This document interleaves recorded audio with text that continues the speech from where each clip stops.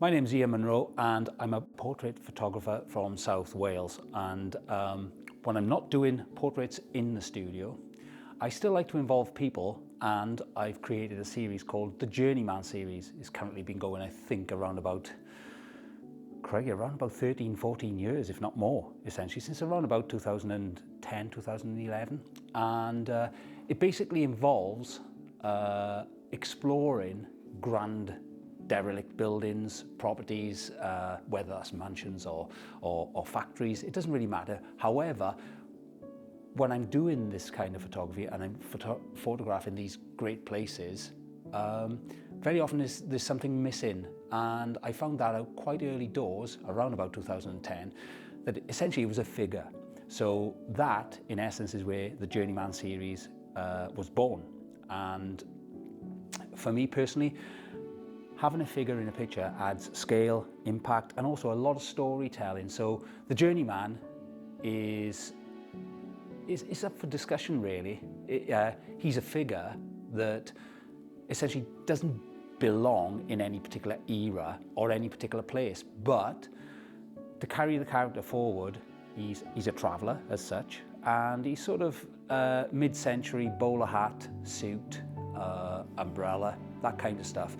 And everywhere that you go, the guy is there. He's there, he appears, whether that's in a manor house, again, industrial site, but he appears there, and that gets the viewer sort of wondering who he is, what is he doing there, where is he going, and where has he been. Without further ado, I think I'm going to start exploring this place to find out exactly what we've got and what I can work with. And straight away, this is something else. Oh wow, chandeliers, it's pretty decent. This room to me screams Journeyman. Love it. So very rarely will I come to a location and see something like this and already have my mind ticking overtime. Straight away I'm thinking, yes, okay, there's chairs, there's tables, but if these work, which they kind of do, we can potentially control the light, we can control, I'm not saying it's bright, but it's a bit contrasty, but we can control the light with the shutters that are on the windows. And the patina in this room and the texture on the windows, the cobwebs, it's got everything for me that gets me excited about the Journeyman, the idea, and what it is, and what the Journeyman stands for. And what I'm looking for, essentially, is this. I'm looking for a picture that's encompassing this area here, up, straight across. It's very simple. It's straight on. This screams. You've got the two single windows either side of the shutters there, okay? And to me, you've got the main feature in the middle. Now, both, again, I'm thinking overtime, both things for me would work. You could potentially, once I've cleared this away, the two tables and the chairs, you could potentially put the Journeyman at one point so you're off center, okay? That might work, it probably will. Or equally, you could do this and you could maybe come in the center completely and stand as the lone figure. So you might get a silhouette, you might just get the figure, and that could tell a story in itself. So when you're looking at perspectives and points of perspectives, there's a lot to offer. I rock up like this in these clothes. Very often they are mucky, dirty places, and I bring my Journeyman suit in and my bowler hat and case, and I usually change, kind of, yeah, like Superman, into my suit, and yeah, I usually change at the location. So I rock up like this, set things out, start planning, having a look around and see what works, and then I start getting changed. For me, it's about the result, it's about the story, and as long as I'm leaving here today with a final image that I can call a cracking Journeyman image, then I'm happy.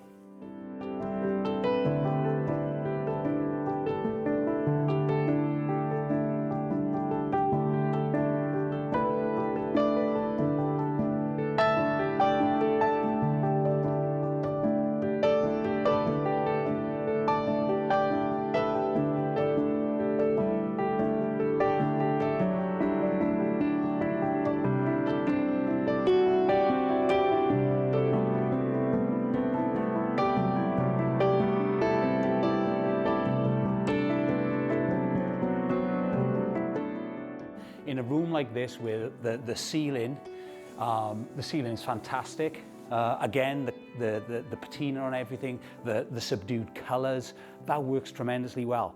Now, I would prefer to shoot this landscape, again, adopting the same technique and the same sort of compositional setup as the room that we looked at earlier. What my eyes see compared to the camera are two totally different things. I'm viewing a wonderful room with lots of natural light and it looks fabulous. But of course, when you're shooting directly into light, then you're faced with problems in itself, and that is, we are gonna have to balance this light somehow. I don't know how, but we're gonna do it because the shot is too good to miss. So what I'm gonna do is, I'm gonna start getting things set up, bringing the lights into play, and we'll see what we can get. It'll be a fair bit of trial and error, but I've already got a couple of shots in my mind that I'd like to get.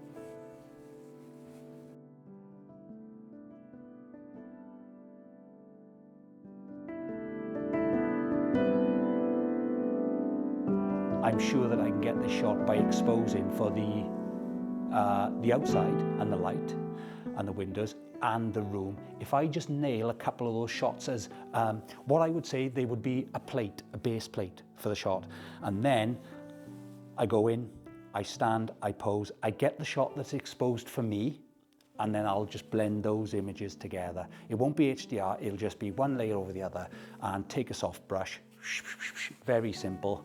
Given the fact of where we are with AI and everything else, I'm still relatively traditional and old-fashioned. So today, I will get a number of exposures once I'm happy of everything and do it naturally. Then we'll have a mess around with the lights. Cool. Happy? The light is so bright. If I can get this part of the ceiling in and square it off, it means I'm gonna need to raise the tripod up somewhat higher and lose some of this foreground. I don't want too much foreground because after all, I'm probably going to be stood around this particular shot. It's a bay window as opposed to, I think the one, if I recall, in the other room is not a bay window, or is maybe a bit more of a square. This is more of a curved bay window, and I would have thought that a 45 degree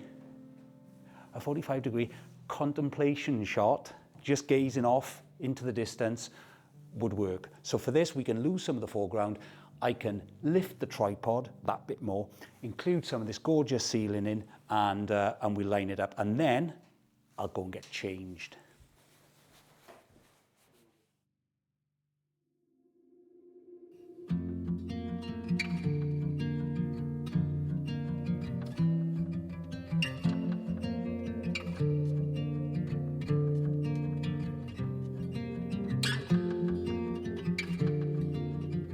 People always ask, what is it? What do you carry in your kit bag? That's one thing. But a lot of people ask, what does the Journeyman carry in his case? Now today is a special day. The big reveal is happening. So this is the Journeyman's traveling case, and I would like to show you, if possible, indeed, if I can open it. I'm not quite sure whether you're prepared for this, or indeed if the world is prepared for this. The Journeyman carries a spare case.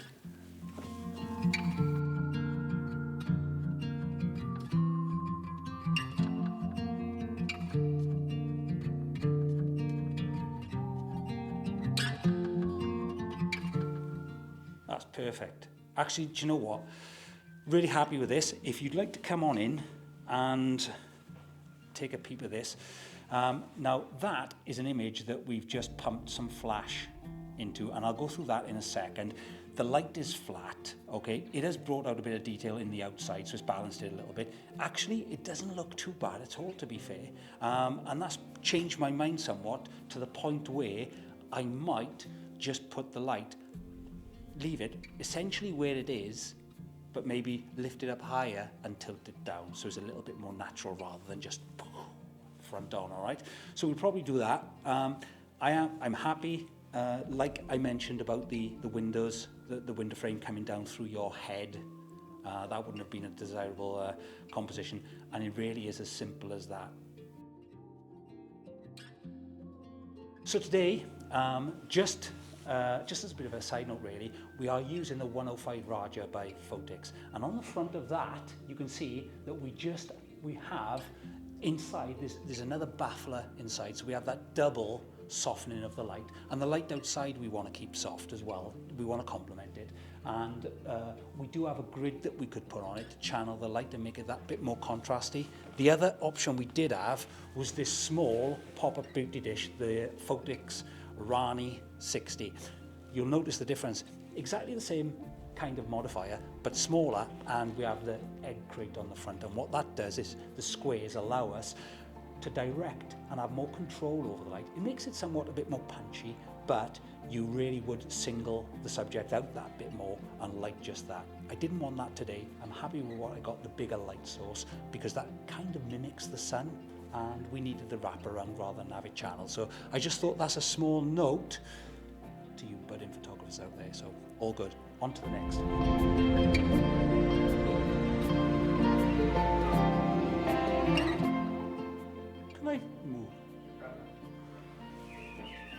Can I move?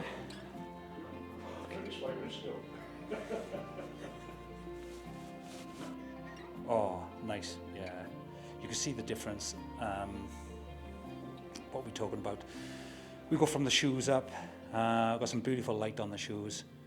The case is well lit, but this is where it comes into its own, accentuating the textures and the details look on around the front of the suit, but also there's enough wraparound just to bring out the detail on the back and keeping it natural. Face is exposed a bit. I'm probably, upon inspection, the top of my bowler hat seems to be a little bit dented, so I'm sure I can make that correction, but that's that. We'll take this and we'll blend those right up to that shot.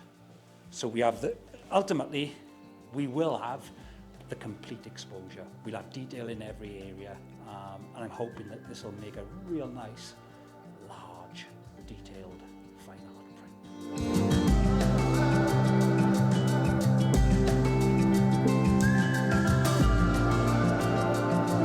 So that, I think, is a wrap for today. So far, I'm really happy with the initial images we got on the back of the camera. I'm happy to be back in the game as well, mixing some flash with ambient light, image stacking and blending, and just refreshing myself a bit more on different exposures and stuff. But most of all, I'm really happy that the Journeyman is back. I'm back. I feel good about it. And do you know what? With everything the way it is, with AI and tech and everything else, nothing quite beats being at a location, feeling the mood and feeling the atmosphere inside, the textures, the colours, and looking at places that were once grand, really. And to be here in this capacity, we've had a fantastic day, and I hope the images work out just great.